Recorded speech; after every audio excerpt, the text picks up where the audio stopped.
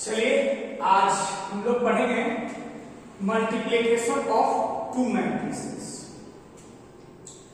Matrix में दो matrix को गुना करना ही सबसे पहले इंटरमीडिएट बच्चे को, चाहे जेईई का तैयारी साथ में कर रहे हो या आईआईटी का तैयारी कर रहे हो, तो मैट्रिक्स चैप्टर में कठिन होता है बच्चे के लिए केवल दो मैट्रिक्स को गुना करना। तो हम लोग आज सीखेंगे कि दो मैट्रिक्स को गुना आखिर कैसे करते हैं। ठीक है,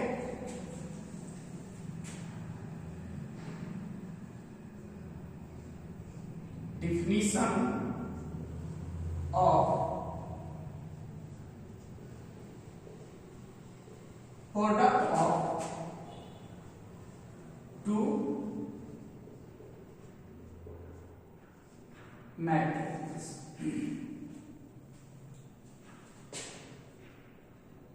कहता क्या, late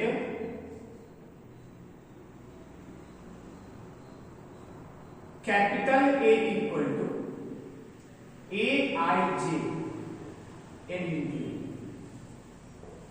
and capital B equal to एक मैट्रिक्स जिसका एलिमेंट bij है जो n इंटू बी। देन दो मैट्रिक्स माने हैं ए एंड बी, तो then A into B is a also matrix, that is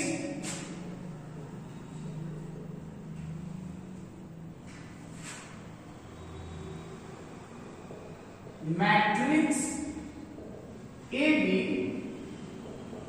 only define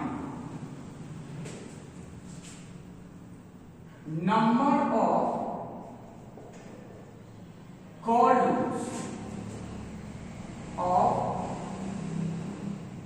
matrix A is equal to number of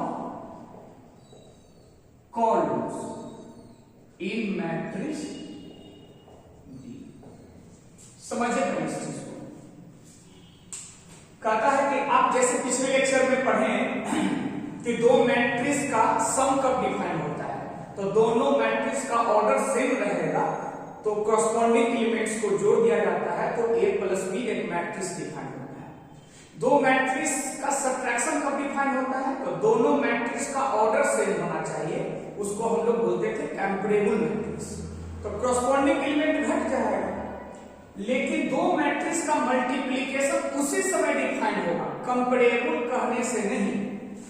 A into B define only number of रो, मतलब पहला matrix का column और दूसरा matrix का रो अगर बराबर होगा तो A भी एक मैट्रिक्स डिफाइन होगा, अन्यथा ऐसा कंडीशन नहीं है तो matrix define A into B define नहीं है।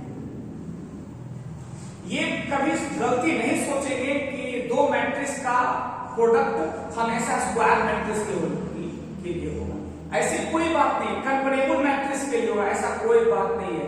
हाँ, हम पूछेंगे दो मैट्रिक्स का समेशन कब डिफाइन होगा, तब आप कंपैरेबल वगैरह बोल सकते हैं। लेकिन जब दो मैट्रिक्स का प्रोडक्ट कब डिफाइन होगा, तो हम चाहते हैं कि मेरा सारे स्टूडेंट बोले कि सर पहला मैट्रिक्स का कॉलम की संख्या और दूसरा मैट्रिक्स की रो की संख्या आपस में बराबर होना चाहिए, तब A इंटू बी एक मैट्रिक्स देगा। अब रही बात कि A इंटू बी डिफाइन होने के लिए तो कंडीशन बता दिया, आखिर इस A इंटू बी में मैट्रिक्स कैसे डिफाइन होगा। ठीक है, तो एक एग्जांपल के थ्रू हम समझाना चाहते हैं। जैसे देखिए, लेट A मान लेते हैं कि मैट्रिक्स है A B C D, कितना ऑर्डर का है 2 इंटू 2, एंड एक D मैट्रिक्स हम लोग माने ऐसे 2 3 4 6 7 8। मान लीजिए ये कितने ऑर्डर का है 2 इंटू 3, दो रो है 3 कॉलम है। अब हमसे पूछा जाएगा then find A and B. ठीक है, सबसे पहले ये दोनों का प्रोडक्ट A इंटू बी, तो ए पहले मैट्रिक्स है, तो पहला मैट्रिक्स का क्या होना चाहिए? कॉलम, और सेकंड मैट्रिक्स का रो बराबर है, तो ए बी डिफाइन होगा। बीए पूछा जा रहा है, ये मत समझिएगा कि दो मैट्रिक्स दिया हुआ है उसका ए बी डिफाइन है तो बीए भी डिफाइन होगा और वही होगा, नहीं। अब बीए देखिए तो बी पहला मैट्रिक्स, तो पहला मैट्रिक्स का कॉलम इसका बराबर होगा, तो इसका मतलब ए इंटू बी डिफाइन होगा, लेकिन बी इंटू ए डिफाइन नहीं होगा। अलग सवाल में अगर b इंटू ए डिफाइन भी हो गया तो कोई जरूरी नहीं है कि ए बी बराबर बी हो मैट्रिक्स। क्यों? आप समझिए अच्छे से। सॉल्यूशन में a इंटू बी निकालना हो, क्या निकालना हो? a इंटू बी, तो a के पहले स्थान पर आप रख दीजिए a b c d, 2 3 4 6 7। देखिए एक बात को तुम सही तरीका से जान लीजिए, कोई भी आदमी, हम चाहे तो अभी आप कर रहे हैं तो मैट्रिक्स का प्रोडक्ट में फर्स्ट टाइम उसको दिक्कतें होता है। किस में? मैट्रिक्स के किस में? प्रोडक्ट ऑफ मैट्रिक्स में। उसको शुरू में लगेगा ना 2-3 मिनट कि बहुत कॉम्प्लिकेटेड चीज है जो माइंड में काम नहीं कर रहा है, लेकिन ऐसी बात नहीं है। पेशेंस रखिए, एक 15 से 20 मिनट के अंदर आपको समझ में 100% आने लगेगा। लेकिन पहले आप सब लोग ध्यान रखिए। अब क्या करेंगे? प्रोडक्ट कैसे डिफाइन होगा? प्रोडक्ट को डिफाइन करने के लिए सॉरी कंडीशन तो बता दी, डिफिनेशन। आखिर ए इंटू बी में एलिमेंट्स कैसे आएगा? एलिमेंट्स तो क्या करना है? पहला मैट्रिक्स के चारों एलिमेंट्स का पोजीशन देखना है। क्या देखना है? पोजीशन। तो बताइए एक किस पोजीशन में है? तो बोलेंगे पहला रो के पहला कॉलम। हम लोग याद रखने के लिए बात करें, ठीक। इसको क्या बोलेंगे? 12, पहला रो का दूसरा कॉलम। इसको क्या बोलेंगे? a 21, दूसरा रो पहला कॉलम। ये बताए हुए सिलेक्शन में। इसको 22, इसको भी इंडिकेट करूंगी। ये 2 है ना, बी मैट्रिक्स का जो 2 एलिमेंट है किस पोजीशन में? तो हम इसको कर दें बी 11, जैसे लिखा है, ठीक। बी 11, इसको बी 12, इसको बी 13, इसको भाई इसको बी 21, इसको बी 22। सबसे पहले अगर इस चीज को जो बच्चा क्लियर कर देगा तो 1 to 1 स्टेप आपको एलिमेंट लिखने में दिक्कत नहीं होगा। अब से जैसे दो मैट्रिक्स का प्रोडक्ट डिफाइन होने के लिए पहला का कॉलम और दूसरा का रो बराबर होना चाहिए, उसी प्रकार से एलिमेंट में भी वही काम करेगा। ए जो है एलिमेंट, उसको इससे गुना करना। पहले समेशन वाला क्या था कि कॉरस्पॉन्डिंग एलिमेंट्स जुड़ता था, इसमें ये नहीं कि कॉरस्पॉन्डिंग एलिमेंट गुना हो। कॉरस्पॉन्डिंग का बात ही यहां नहीं रहेगा। क्यों? क्योंकि ऑर्डर से नहीं है, ठीक। तो क्या करना है? इस एलिमेंट का आप कॉलम देखिए 1 है, तो बताइए 1 रो वाला कौन है? ये। इसका मतलब ये वाला एलिमेंट से इसको गुना करना पड़ेगा, तो हम लिख देंगे 2। और ये याद रखिए कि 1 1 इस समाप्त होगा तो बच क्या रहेगा? 1 1। इसका मतलब जो गुना होके आया है वो पहला रो का पहला कॉलम। फिर से ये वाला एलिमेंट किस पोजीशन में है? ए 11, तो लास्ट वाला को क्या बोलते हैं? कॉलम। तो शुरू क्या होना चाहिए? ये 1 है शुरू, तो ये भी शुरू 1 होना चाहिए, इसका रो बोलेंगे। ये दोनों हट जाएगा तो समझने के लिए हम बोलेंगे कि पहला रो का पहला कॉलम बच गया, पहला रो का पहला कॉलम आ गया। अब रही बात कि ये वाला बी जो एलिमेंट है वो किस पोजीशन में है? 12 है। तो क्या 2 से कोई शुरू हुआ है? तो जी 2 से शुरू हुआ। देखिए अच्छा से ये वाला 2 मैच कर गया तो हम पाए कि फिर 1 1 बच गया, मतलब पहला रो के पहला कॉलम में ही एलिमेंट बच गया। तो क्या करेंगे? इसको इससे गुना करेंगे, अब गुना करके इसको जोड़ देंगे, पहला रो पहला कॉलम में, तो लिखेंगे 6b। इसको इससे गुना कर दिए, इसको इससे गुना कर दिए, कोई दिक्कत नहीं। अब चलिए अब फिर से देखिए, अब यहां एक को और से क्या गुना कर सकते हैं? क्या पहले देखिए किससे किससे गुना करना। तो ये 11 है, यहां देखिए 12 है, एक समाप्त हो जाएगा तो बचेगा 1 और 12, मतलब 1 12 मतलब पहला रो का दूसरा कॉलम। इसको इससे गुना करेंगे तो ये हो जाएगा 3a। आइए देखिए 2 है, यहां भी 2 समाप्त होगा तो 12 आना चाहिए, आगे 12 इस मतलब इसको इससे गुना होना चाहिए, ये प्लस हो गया 7। क्या समझ में आएगा? अब चलिए अब क्या करना है, तो फिर इसी एलिमेंट को देखिए ध्यान से, तो 1 1 है, यहां भी 1 3, तो 1 1 समाप्त हो जाएगा तो गुना किसी से होगा, ये बचेगा 1 3, मतलब पहला रो का तीसरा कॉलम में जाएगा, इसको इससे गुना करेंगे तो 4c होगा, वो ऐसे 4a 4a। अब देखिए 12 है तो यहां देखिए 23 है, ये 2 और इसका 2 मिड मैच करेंगे तो बचा क्या 1 3, मतलब पहला रो के तीसरा कॉलम, तो b को 8 से गुना करेंगे तो प्लस 8 b है। समझ गए? किससे गुना किए भाई? a को गुना करके देख रहे हैं किस किस एलिमेंट से गुना होगा, जिससे गुना होगा वही हम गुना कर रहे हैं, गलती गुना करके आपको नहीं दिखा रहे, रिसर्च नहीं कर रहे हैं कि देखो हम लोग के पूर्वज सारे एलिमेंट से a को सारे से गुना करके देखे होंगे, कौन वाला एग्जिस्ट किया कौन वाला एग्जिस्ट नहीं किया, तो जो एग्जिस्ट नहीं किया उसको नहीं बता रहे, जो एग्जिस्ट किया उसी को बता रहे हैं। अब जैसे देखिए पक्का, अब क्या करना है कि अब ए बी को छोड़ देना, अब यहां चलना है, कहां चलेंगे रीजन बता रहे हैं, सी किस पोजीशन में उसको छोड़ देंगे, सी किस पोजीशन में 21, तो 21 में यहां लास्ट में 1, तो 1 शुरू है, 1 यहां भी शुरू यहां भी 1, ठीक है, सिस्टमैटिक लिखेंगे, ध्यान रखिए ये 21 है तो 1 लास्ट हुआ, तो शुरू कोई है तो यहां है, ये दोनों समाप्त हो जाएगा तो बचेगा 2, मतलब 21 का मतलब दूसरा रो का पहला कॉलम, दूसरा रो ही है, अब पहला कॉलम तो यहां सिस्टमैटिक लिखेंगे, तो सी को 2 से गुना करेंगे तो आएगा 2 से। ये एलिमेंट किस पोजीशन में लिखे? दूसरा रो के पहला कॉलम, तब देखना है कि कोई और ऐसा एलिमेंट है कि दूसरा रो के पहला कॉलम में आएगा, तो जी यहां देखिए ये जी जो एलिमेंट है वो 22 में है, इसका शुरुआत 2 और इसका भी 2 समाप्त होगा तो बच जाएगा 21, मतलब कि इसको इससे गुना करेंगे तो प्लस हो जाएगा 6g, और कोई एलिमेंट से गुना करेंगे ना तो दूसरा रो के पहला कॉलम में नहीं आने वाला है, इसको इससे गुना इसको इससे गुना। अब अगली बात क्या है, दूसरा रो दूसरा कॉलम, दूसरा रो तीसरा कॉलम, ऐसे आएगा, मतलब पहला मैट्रिक्स का रो जितना कॉलम है उसके साथ गुना होगा, ऐसे ऐसे ऐसे ऐसे ऐसे ऐसे लिखा गया।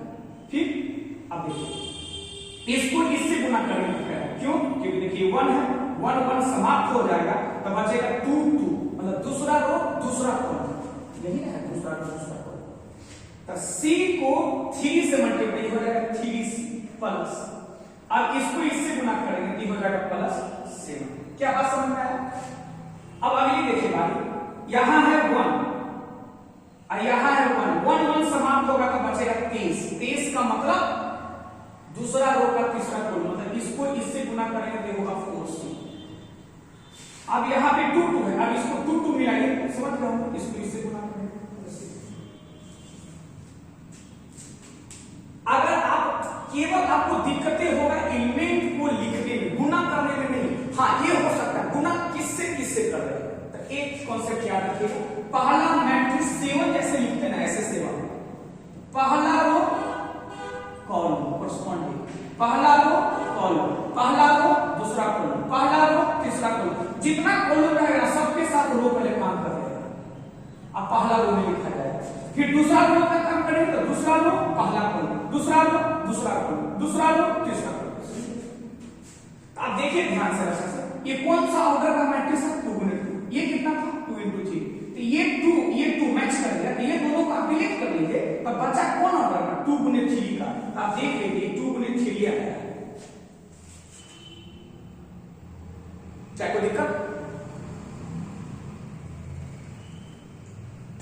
हम क्या करते हैं ना, एक छोटा सा सवाल हम आपको दे रहे हैं कि या एक हम और बता देते हैं, ठीक, मैट्रिक्स देखें, अब तक हम आपको एक एग्जांपल दे रहे हैं, जैसे इसमें नंबर्स था रियल नंबर, इसमें तो कांस्टेंट ABCD मान लिए हैं, तो एक एग्जांपल और बनाते हैं, आपको तीसरा एग्जांपल हम बनाने के लिए देंगे मैट्रिक्स में, ठीक है?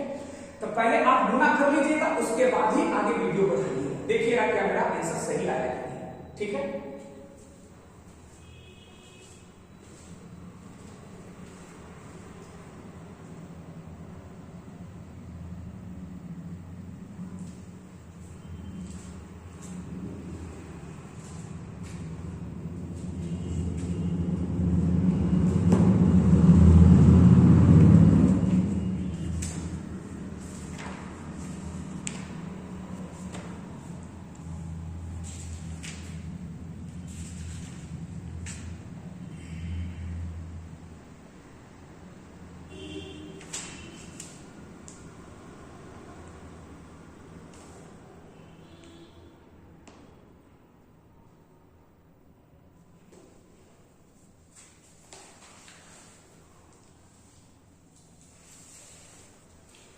तो हम एक सवाल आईटी का देने से पहले हम एक छोटा सा सवाल पहले बता देते हैं।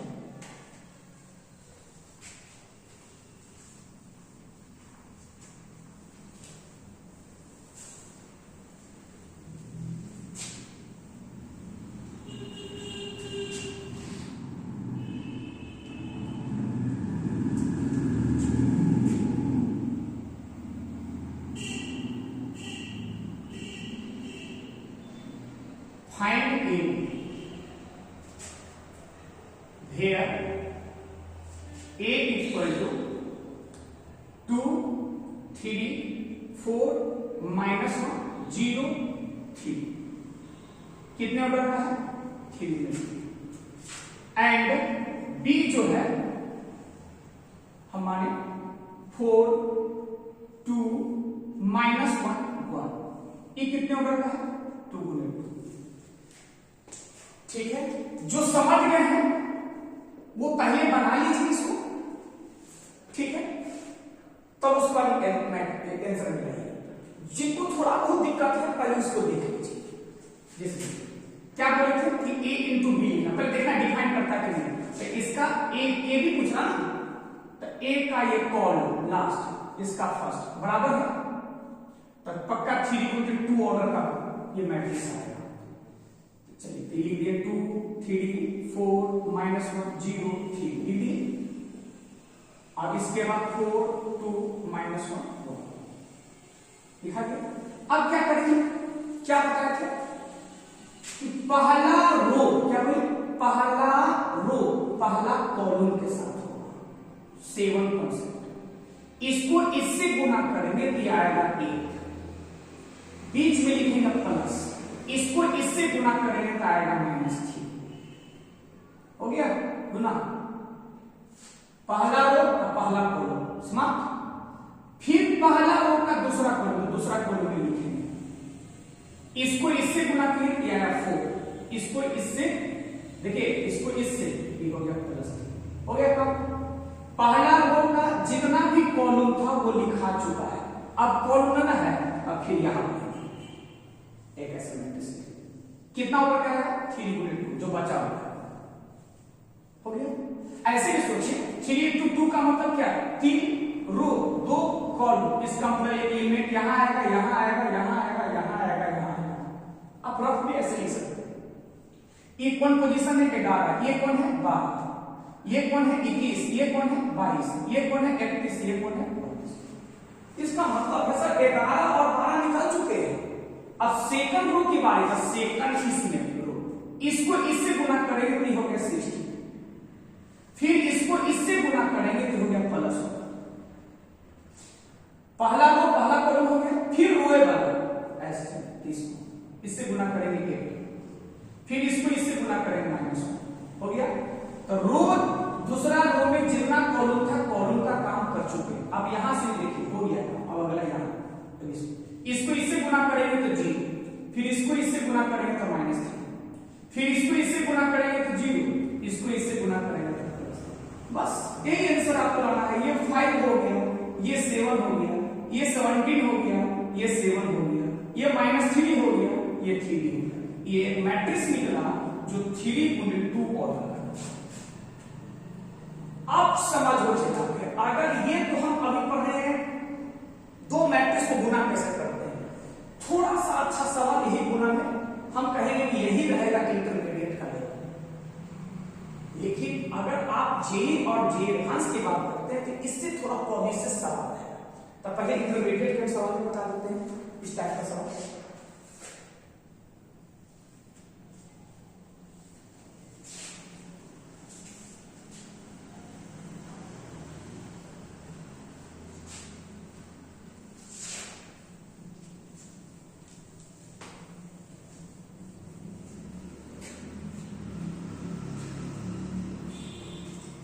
इसको आप सेकंड जो थर्ड सवाल आप देंगे, हम चाहते हैं कि सारे बच्चे पहले आप इसको जज कीजिए खुद को कि आप समझे कि नहीं, टेस्ट कीजिए।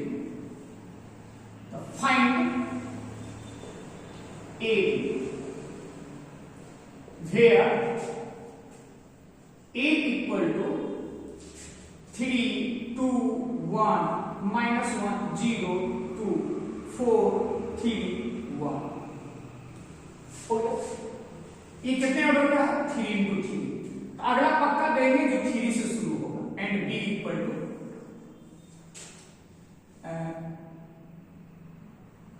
2 1 0 2 4 3। ये हो गया 3 × 2। ठीक है, पहले आप इसको बना लीजिए, ठीक है, और उसके बाद आप सोल्यूशन लिखिएगा इसका।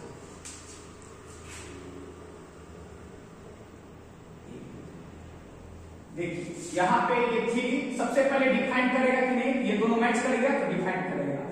क्या क्या मैट्रिक्स गुना करने का क्या आएगा? तो 3 × 2 ऑर्डर का है। 3 रो आएगा, 2 कॉलम आएगा और 6 को एलिमेंट आएगा। पक्का? तो जरूर आप माइंड में भी कर सकते हैं, शुरुआती तो आपको करना ही पड़ेगा। तो ए जो मैट्रिक्स है 3 2 1 -1 0 2 4 3 1 पहले लिख लीजिए। आप बाद में एक्सपर्ट बनिए और एक लेक्चर के बाद उसके बाद आप ढूंढ लीजिए 2 1 0 2 4 3। किसे गुना करना चाहिए? क्या कहते हैं? रो को कॉलम, जितना कॉलम। चलो इससे गुना करेंगे 6 आएगा, इसको गुना करेंगे 0 आएगा, इसको गुना करेंगे 4 आएगा। एक रो का एक कॉलम के साथ हो गया प्लस समाप्त। अब थोड़ा सा जगह छोड़ो, इसको इससे गुना करेंगे 3, इसको इससे गुना करेंगे 4, इसको गुना करेंगे +3। काम समाप्त। आप यहां से भी जो रखते 2 एलिमेंट हो चुका है। पहला रो का काम तमाम। देखिए दूसरा रो में जाए तो दूसरा रो ही है, इसको इससे गुना करेंगे तो -2, इसको करेंगे तो 0, इसको इससे करेंगे तो +1 हो गया काम। फिर इसको इससे करेंगे -1, इसको इससे करेंगे गुना +0, ठीक है, इसको इससे गुना करेंगे तो +6। काम करो। ये दूसरा रो का भी काम से तीसरा रो में आएगा, तीसरा रो ही है, इसको इससे गुना करेंगे, फिर कॉलम के साथ इसको इससे गुना करेंगे तो 1, इसको इससे गुना करेंगे 0, फिर इसको इससे गुना करेंगे +1, फिर इसको इससे गुना करेंगे 4, फिर इसको इससे गुना करेंगे तो +2, नहीं इसको इससे गुना किए 4, फिर इसको इससे गुना किए 6 होगा, फिर इसको इससे गुना किए तो +3। तो आप इसको जोड़ के बताइए, ये हो जाएगा 10, ये हो जाएगा आपका 10, ये भी 10 हो जाएगा, ये आपका हो जाएगा 6, ये आपका 5, ये 12 और ये हो जाएगा 13।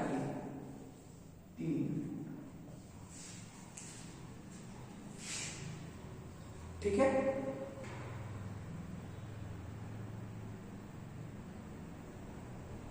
तो ये तीसरा सवाल का था ना कि कॉन्फिडेंस हर टाइप के बच्चों को बढ़ाने के लिए हम चाहते हैं कि एक क्वेश्चन आपको एज डाल देते हैं गुना करके, आप बताइएगा।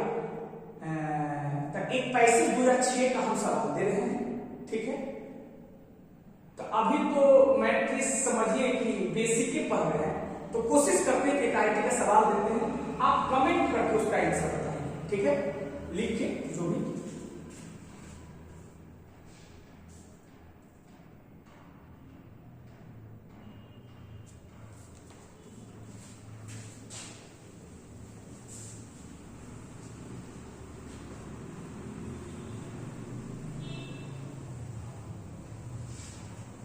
चौथा सवाल आपको, इसमें हम सॉल्यूशन नहीं देंगे, आप आंसर बना के बताइए। आईटी का सवाल है, लिखता है if A equal to matrix है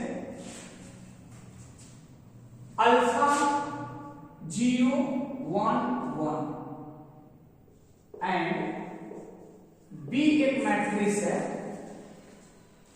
वो है 0 1 5 1 0 नहीं वहां 1 ये 0 ठीक है। पूछा जाता है then find the value of alpha किसके लिए है तो बोलता है फॉर विच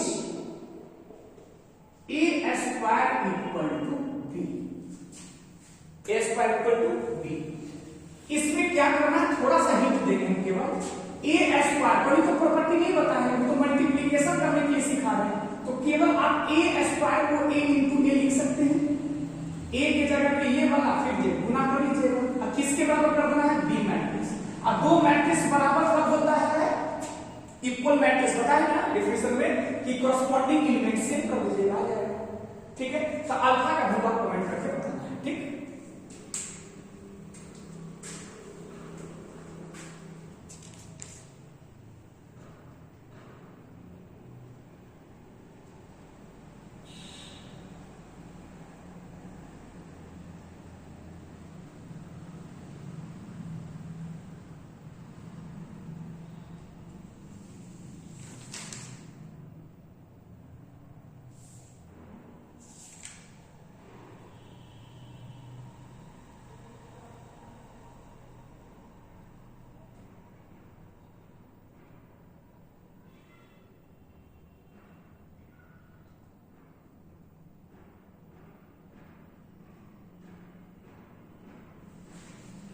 तो अगला सवाल 5वां ये 2006 का आपको पैसे पास में पैसे ये 15 नंबर का सवाल है।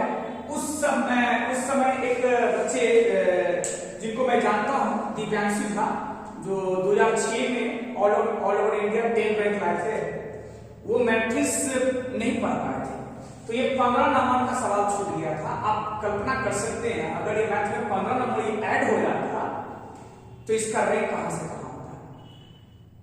और बीटेक फिर आईटी से बीटेक करने के बाद 1 साल 2 साल जॉब करने के बाद फिर यूपीएससी का एग्जाम दिया तो शायद तीसरे अटेम्प्ट में all over India 9th rank आए थे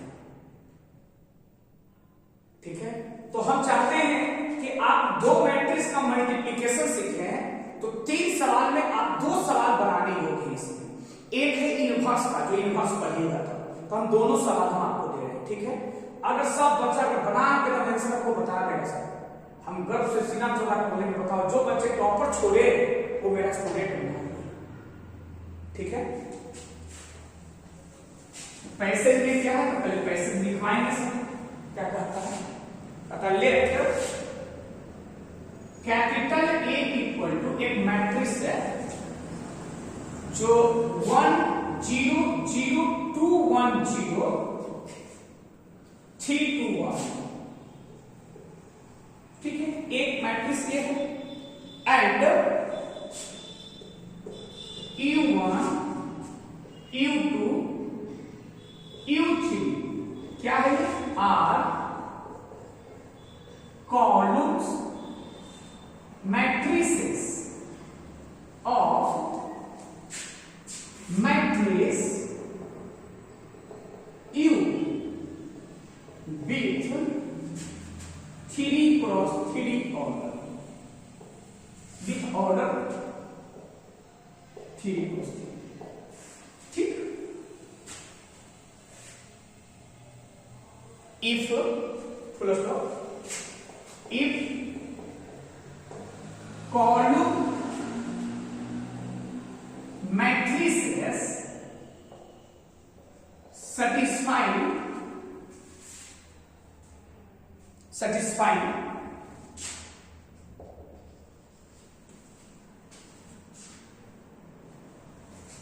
A into U1 equal to 100, comma a into u2 230 and a into u3 equal to 231। ठीक है, तो क्या पूछा जा रहा है?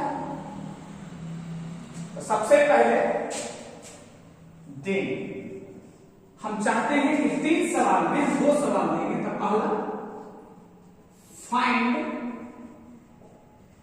मैट्रिक्स U, दूसरा find 320 into matrix U into matrix है 320।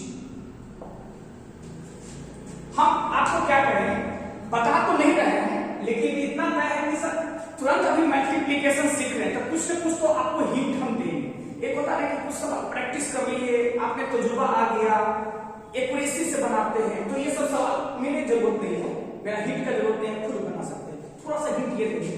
ए टू मैट्रिक्स ये सब जान रहे हैं, U1 U2 U3 column matrix किसका? U का। U कितना ऑर्डर का है? 3 का। सबसे पहले आप सॉल्यूशन करेंगे तो थोड़ा सा हिंट दे रहे हैं कि आपको लेट U मानना पड़ेगा ऐसे A B C D E F G H I, ये 3 ऑर्डर का मैट्रिक्स है, जिसमें बोलता है कि U1 है ना वो column matrix, U1 U2 are column matrix of U, मतलब U का जो कॉलम है तो U1 जो होगा ना सर वो A B J होगा, U2 क्या होगा? B E H, U3 क्या होगा? C F I। शायद इतना ही कितना बच्चा समझ गया हो, इसके बाद आप मत देखिए, पहले बना लीजिए तब देखिए, अब उनके लिए बताएंगे सर। अब क्या करना है, U1 यहां रखिए, तो देखिए A कितना ऑर्डर का है? 3 इंटू 3। U1 कितना ऑर्डर का है? 3 गुने 1, 3 को मैच कर गया, ये दोनों का प्रोडक्ट निकाल लीजिएगा। तो A इंटू U1 जब प्रोडक्ट निकालेगा, दोनों इक्वेट करेंगे तो आपका A B G का वैल्यू आ जाएगा, फिर इससे B E H का वैल्यू आ जाएगा, फिर इससे C F I का वैल्यू, तो आपका मैट्रिक्स U निकल गया। और जब मैट्रिक्स U निकल गया तो आप इस मैट्रिक्स को, ये मैट्रिक्स कितना होता है? 1 इंटू 3 का है, ये कितना है? 3 गुने 3 मैच कर गया ना, तो ये दोनों का गुना पहले निकाल लीजिए, इसको एंड यू वाला रख दीजिएगा जो निकलेगा, फिर ये गुना होगा तो फिर जो गुना होके आएगा उसको इससे गुना करना है।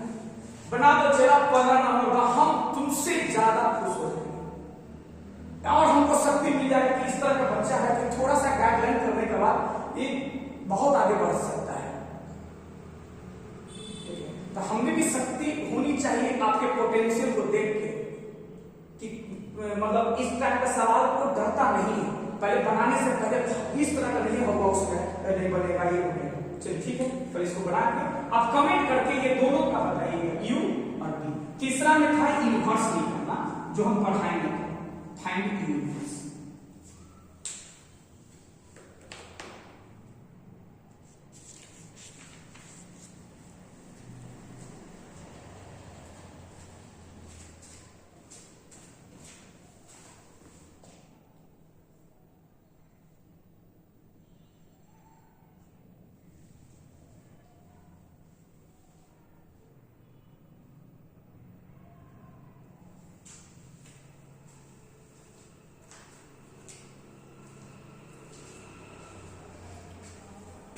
चलिए अब इस तरह के अगर सवाल आप केवल गुना से ही बन जाता है।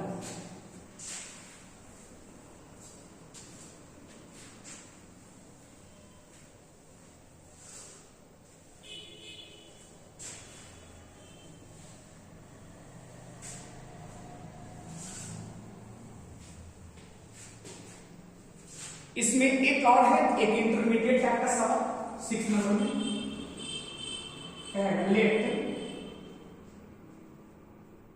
x and y are two matrices satisfying the equations क्या इक्वेशंस? तो बोला जाता है 2x plus y equal to ऐसे 3 4 2 5 and x plus 3y equal to, आपको इस तरह कर देगा 4 3 0 6। तो क्या पूछेगा? Then find matrices capital X and capital. ठीक है, तो इस तरह का सवाल बनते हैं। आपको जब सवाल हम देंगे बनाने के लिए, इसका पीडीएफ दे देंगे, तो आपको 10-15 सवाल आएगा। तो ये नहीं कि आप नहीं बनाए 10-15 सवाल, इसमें तो बहुत सारा सवाल का प्रैक्टिस लोग करता है, तुलना उससे करना है ना सर। इस टाइप का अगर 10-15 सवाल प्रैक्टिस हो जाएगा तो आपका सब मल्टीप्लिकेशन, जोड़ना, घटाना एकदम एक्यूरेसी हो जाएगा। तो अभी फाउंडेशन के बच्चे हैं तो उनको तो खैर बनाना ही बनाना पड़ेगा। जैसे देखिए इसमें हम x को बना लेते हैं, ये 2x प्लस y, हम x y को नहीं मानेंगे, अब 2x plus y equal to ये दिया हुआ है। जैसे आप जूनियर सेक्शन में पढ़े होंगे, ऐसे नहीं 2x plus y equal to 6, x plus y equal to 8। बताओ x y का वैल्यू क्या करना है? एलिमिनेट करना है। उसी प्रकार से इसमें भी करेंगे। पहला मान लो, फिर x प्लस 3y को क्या है 4 3 0 6, इसको सेकंड इक्वेशन मानेंगे। अब क्या किया ना सर, x को अगर y का वैल्यू निकालना है तो x हटाना पड़ेगा। तो हम क्या किए ना, फ्रॉम फर्स्ट इक्वेशन को, फर्स्ट इक्वेशन में सेकंड इक्वेशन को 2 से गुना करके घटा देंगे। 2 फर्स्ट इक्वेशन में सेकंड इक्वेशन में 2 से गुना करके घटा देंगे, तो ये दोनों कट जाएगा, ये हो जाएगा आपका 6। क्या हो जाएगा 6। ये क्या बच गया चलो, ये हो गया y माइनस ये हो जाएगा 6y इक्वल टू, पहला ये लिखा जाएगा 3 4 RHS। अब माइनस है तो माइनस 2 से गुना करना है, तो 2 4 3 0 6। अब हम लोग जानते हैं सर कि मैं इसको कर लिखते हैं 3 4 2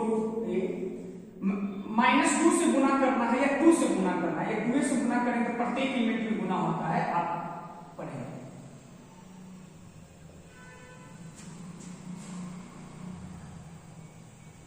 ठीक है, तो ये क्या हो जाएगा, तो ये हो जाएगा, दोनों मैट्रिक्स को घटाएंगे तो ये कितना हो जाएगा, 3 में से 8 जाएगा तो -5, फिर 4 में से 6 जाएगा -2, 2 में से 0 जाएगा 2 -, ये आपका निकल गया किसके वैल्यू के बराबर, ये वैल्यू निकल गया -5y के।